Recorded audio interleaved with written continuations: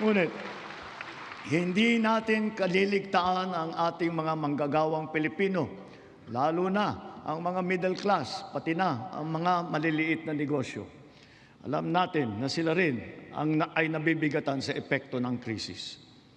So to ensure the continued progress of the middle class amidst the lingering effects of the crisis, we will pursue tax relief measures that promote growth, that generate revenue, and advance equity towards socio-economic sustainability.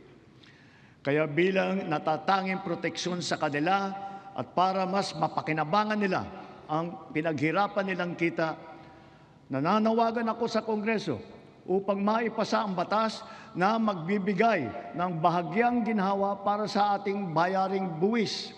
Una, palawakin natin ang exemption sa income tax.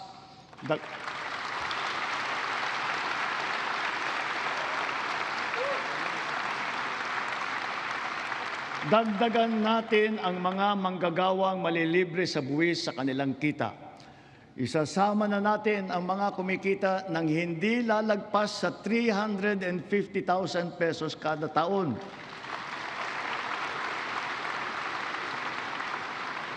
Kasabay nito ang karampatang pagbaba ng income tax ng iba parang manggagawa.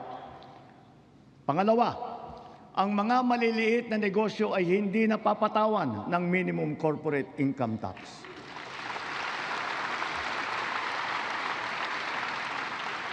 Pangatlo, para mapanatag ang loob ng taong bayan, ang pagbigay ng amnesty para sa mga hindi nabayarang buwis tulad ng income tax, estate at donors tax at value-added tax.